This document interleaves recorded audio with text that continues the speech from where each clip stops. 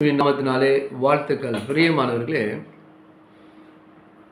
இன்று நாம் தியானிக்கப் போகின்ற வேத வசனத்தின் மூலமாக ஒரு வெளிப்பாடை, ஆவிக்குரிய வெளிப்பாடை நாம் காணப்போகின்றோம். அது ஒரு அதிசயமான ஒரு காரியத்தை நாம் கற்றுக்கொள்ளப் போகிறோம். இதுவரை நாம்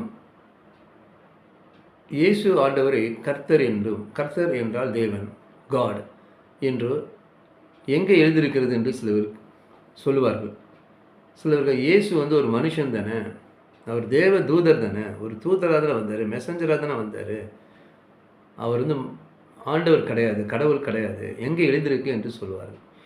ஆனால் இன்று ஒருவேளை நீங்கள் கேட்டிருக்கலாம், இன்று நிச்சயமாகவே அது நமக்கு அழகாக தெரிவிக்கப்பட்டிருக்கிறது. யோவான் அதிகாரம் 20:18 நாம் படிக்கும் பொழுது, நாம் தியானிக்கும் பொழுது அது நமக்கு அழகாக விளங்கும் என்பதை நான் உங்களுக்கு தெரிவித்துக் கொள்கிறேன். மகதலேனா மரியாள் போய் தான் கர்த்தரை கண்டதையும் அவர் தன்னுடனே சொன்னவைகளையும் சீஷருக்கு அறிவித்தாள். பாருங்க, கர்த்தரை கண்டதையும் மரியாள், மகதலேனா மரியாள் கர்த்தரை கண்டதையும், இயேசு ஆண்டவர் மரித்த பிறகு இந்த மகதலேனா மரியாளுக்கு தான் தரிசனமானார். முதலாவதாக இந்த மரியாள் அவளை ரபினி என்று அழைத்தார். ரபினி என்றால் நல்ல போதகரே என்று அர்த்தம். பாருங்கள், இயேசுவை நல்ல போதகர் என்று சொன்னார்கள்.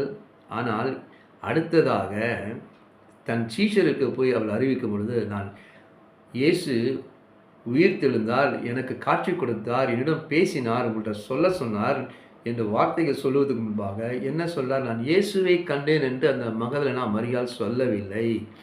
சீஷர்களுக்கு தான் கர்த்தரை கண்டதையும் படித்து பாருங்கள். யோவான் 20:18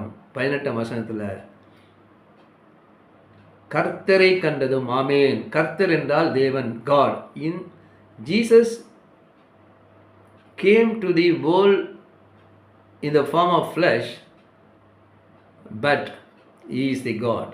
அவரே பிதாவும் இயேசு கிறிஸ்துவும் பரிசுத்த ஆவியானவருமாக இருக்கிறார். இந்த திரியேக தேவன் தான் இயேசு.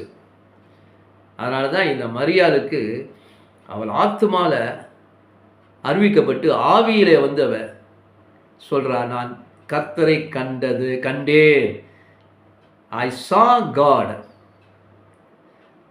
ஆகவே இந்த இயேசு என்ற நாமத்தை சொல்லும் பொழுது பிதாவகை தேவன் நமக்கு நன்மையை செய்வார். இந்த இயேசு என்ற அதிசயவன் நாமத்தை நாம் பிரசங்கத்தை கேட்கும் போது பேசுகிறவர்களுக்கு நன்மை உண்டாகும். அவர் வாழ்க்கை அற்புதம்.